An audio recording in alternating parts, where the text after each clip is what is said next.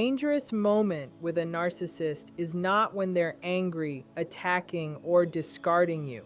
It's when they suddenly go quiet and it feels like you never existed, because when a narcissist does this one thing, they are not coming back, not to explain, not to apologize, not even to hurt you again.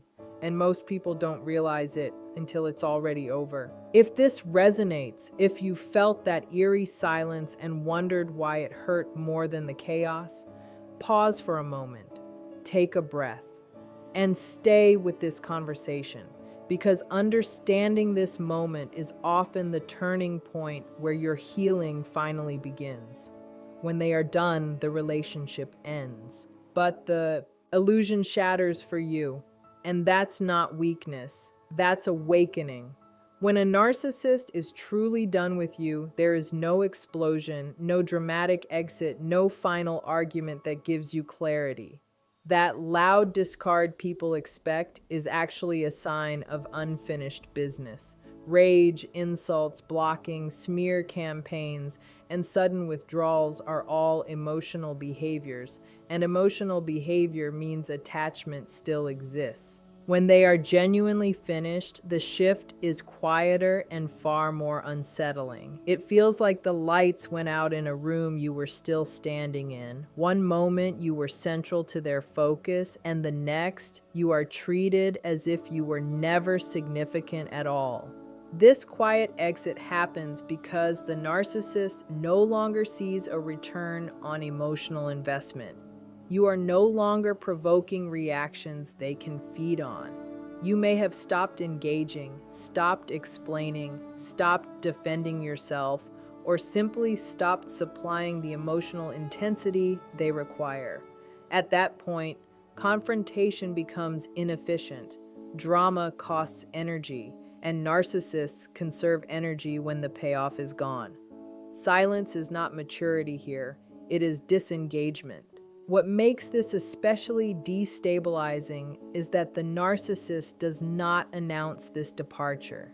There is no closure conversation because closure would require emotional acknowledgement. Instead, contact fades or stops abruptly. Messages go unanswered. Familiar patterns vanish. You are not told what changed because, from their perspective, nothing needs to be explained. They have already emotionally relocated. This is why people often feel more confused during this phase than during overt abuse. Your mind keeps scanning for meaning, for a final clue, for something to respond to. But there is nothing to push against. That absence creates self-doubt. You start questioning whether you imagined the connection, whether you mattered at all, whether you did something unforgivable. That confusion is not accidental. It is a byproduct of being discarded without narrative.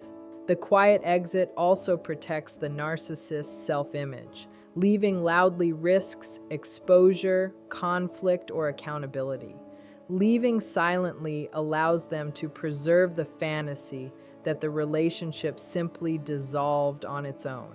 You are not worth explaining, and that is precisely the message being communicated, not through words, but through disappearance.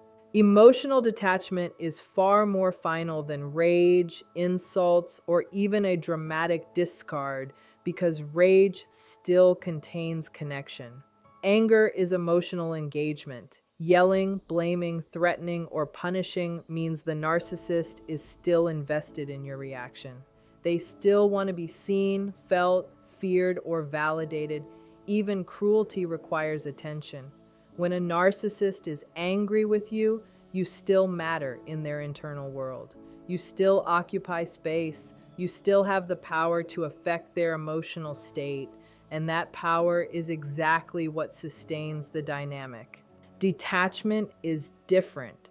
Detachment means you no longer register as emotionally relevant. Your pain does not activate them. Your silence does not provoke them. Your presence does not energize them. This is not growth or healing on their part. It is psychological withdrawal. They have shut down the emotional channel entirely because it no longer serves their needs. Where rage says, "You hurt me," or "You challenge my control," detachment says, "You are no longer worth emotional investment." This is why detachment feels colder and more destabilizing than abuse. Abuse gives your nervous system something to respond to. Detachment gives it nothing. The human brain is wired to seek resolution through interaction, even painful interaction. When that interaction disappears, the bond does not instantly dissolve. Instead, it lingers unanswered. You may replay conversations, search for meaning, or wait for a response that never comes.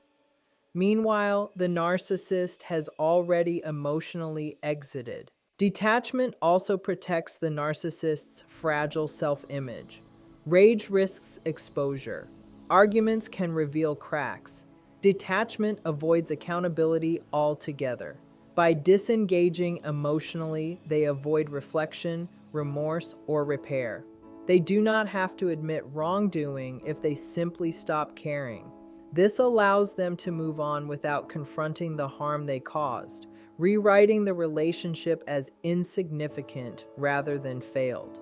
For the person left behind, this emotional cutoff can feel like erasure, not because the relationship lacked meaning, but because it had meaning to only one side in a sustainable way. The silence communicates a brutal message, not that you were wrong, but that you are no longer necessary. And that realization often hurts more than any insult ever could. Indifference is the true ending because it signals the complete absence of emotional investment. Cruelty, manipulation, and even abandonment still carry emotional charge. They are active behaviors that require attention, intention, and engagement. Indifference requires none of that. When a narcissist becomes indifferent, you no longer serve a psychological function in their inner world. You are not someone to dominate, punish, impress, or extract emotion from. You are simply irrelevant. This is why indifference feels so dehumanizing. Human beings are wired to measure connection through emotional response. Even negative attention confirms existence. Indifference denies it. When a narcissist reaches this stage, they don't try to win arguments, defend their actions, or reshape your perception. They stop caring how you see them because your perception no longer matters. Your feelings, your confusion, and even your pain no longer register as meaningful stimuli. Indifference also explains the sudden emotional flatness people describe. There is no anger to respond to, no warmth to reach for, no tension to resolve. Communication, if it exists at all, becomes mechanical or non-existent. The warmth that once hooked you is gone, and the hostility that once terrified you is gone too. What remains is emotional emptiness. This is not peace, it is absence. For many survivors, this phase triggers a deeper grief than the abuse itself. Abuse allows you to believe the relationship still has emotional substance, even if it is toxic. Indifference forces you to confront that the emotional reciprocity you were fighting for never truly existed. The bond you felt was real to you, but it was conditional and replaceable to them. Indifference also serves a protective function for the narcissist. It prevents introspection. Caring, even negatively, could lead to guilt, shame, or responsibility. Indifference shuts those doors completely. By emotionally nullifying you, they can move forward without integrating the reality of what they did or how it affected you. This is why chasing explanations during this phase only deepens the wound. You are seeking meaning from someone who has already emotionally exited. The lack of response is the response. Indifference is not a phase to work through, it is the psychological endpoint. And recognizing that truth, as painful as it is, often marks the beginning of reclaiming your own emotional reality. Narcissists do not stop engaging because they suddenly gained insight or emotional maturity. They stop because they have secured replacement supply. This is one of the hardest truths to accept because it dismantles the hope that their disappearance means reflection, remorse, or growth. In reality, their emotional system is transactional. When one source stops producing admiration, validation, obedience, or emotional intensity, they redirect their attention elsewhere. The shift can appear abrupt, but internally it is often calculated and already underway. Replacement supply does not have to be better, healthier, or more compatible. It only has to be new. Novelty provides stimulation. A fresh person has not yet set boundaries, challenged the narrative, or seen behind the mask. That makes them efficient. Once that new source is in place, the old one becomes unnecessary. This is why the emotional cutoff feels so sudden. You are not being left because you failed. You are being left because you are no longer exploitable in the same way. This replacement explains the chilling calm that follows. There is no longing, no processing, no grief on their end. Emotional energy has already been reassigned. While you are still metabolizing the loss, replaying moments, and searching for meaning, they are mirroring someone new, telling a revised version of their story, and positioning themselves as unchanged and unaffected. The speed of this transition can feel like betrayal layered on top of abandonment. What makes this especially destabilizing is that narcissists rarely announce this shift. There is no honest admission of moving on. Instead, you may sense it through emotional absence, delayed responses, or sudden disinterest. If confronted, they may deny it or minimize it because transparency would expose the mechanics of their behavior.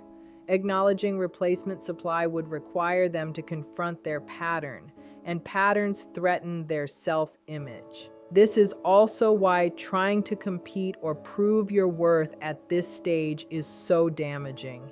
You are no longer in a relational dynamic. You are in a supply economy you did not agree to.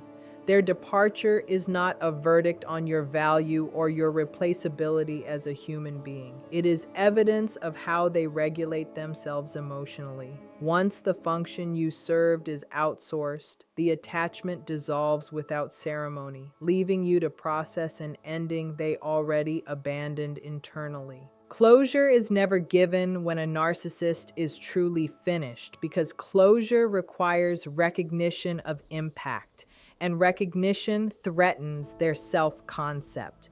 To offer closure, they would have to acknowledge that something real occurred between you, that emotions were involved, and that their actions had consequences.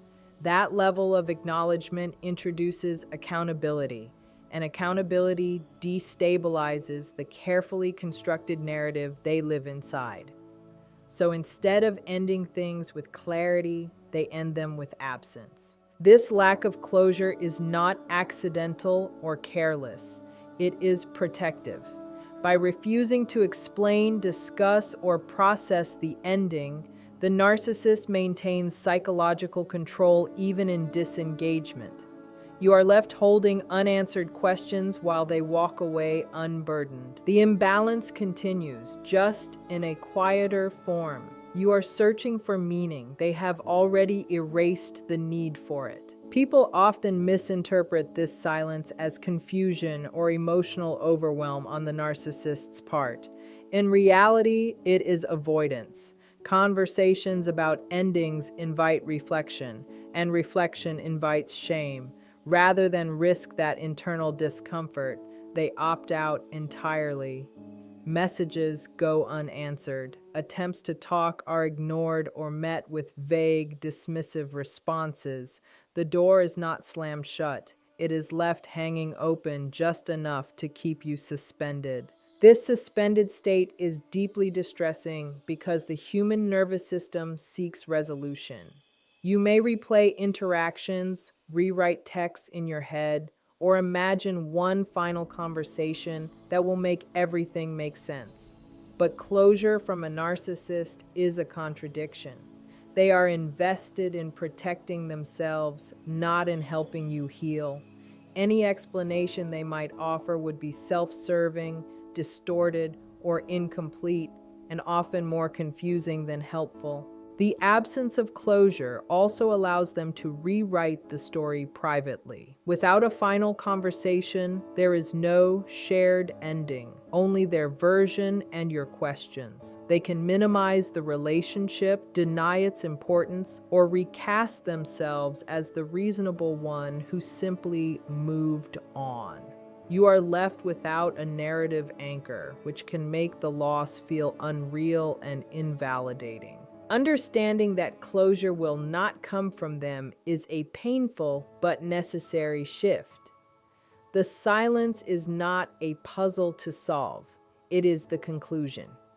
The clarity you are seeking cannot be extracted from someone who refuses to emotionally acknowledge what occurred. When you stop waiting for answers from them, you begin the slow process of generating your own meaning, grounded not in their absence, but in your reality. Your confusion is not a personal failure or a sign that you are weak. It is evidence of psychological whiplash created by a sudden emotional disappearance. When a narcissist is done, the ending does not follow normal relational rules. There is no gradual distancing, no honest conversation, no mutual understanding. Instead, the emotional connection collapses without explanation, leaving your mind trying to reconcile two incompatible realities: the intensity that once existed and the emptiness that followed. This confusion arises because the bond was built on inconsistency. Periods of attention, intimacy, or validation were followed by withdrawal, criticism, or distance. Your nervous system adapted to this unpredictability by staying alert, searching for patterns, and trying to anticipate their shifts. When the narcissist finally disengages completely, that system doesn't shut off. It keeps scanning for cues that are no longer coming. The silence becomes louder than any argument. Many people mistake this confusion for lingering attachment or a failure to move on.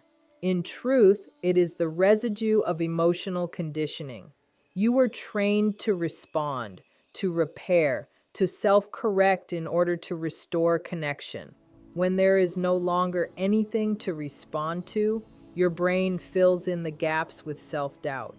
You may wonder if you misread everything, if you imagined the closeness, or if you were somehow responsible for the abrupt ending.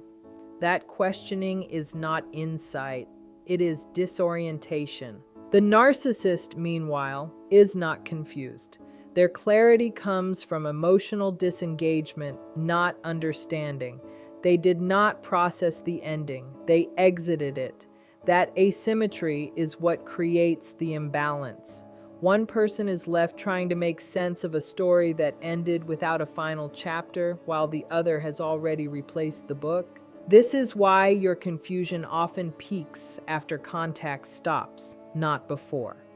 The absence of stimulation removes the familiar chaos that once kept you focused outward. Without it, the mind turns inward, searching for coherence. But coherence cannot be found in a dynamic that was never built on emotional reciprocity. Recognizing that your confusion is a predictable response to an unnatural ending is crucial. It shifts the question from "what is wrong with me?" to "what happened to me?" That reframing is often the first step toward regaining psychological footing, because it places the confusion where it belongs, as a consequence of emotional abandonment, not a reflection of your worth or perception. The silence that follows is not calm, mutual space, or emotional peace. It is deliberate. When a narcissist goes silent after being done with you, That silence serves a function. It allows them to disengage without confrontation, avoid accountability, and maintain a sense of control without having to actively exert it. Silence becomes a strategy, not a reflection of inner stability. This strategic silence works because it shifts the emotional burden onto you.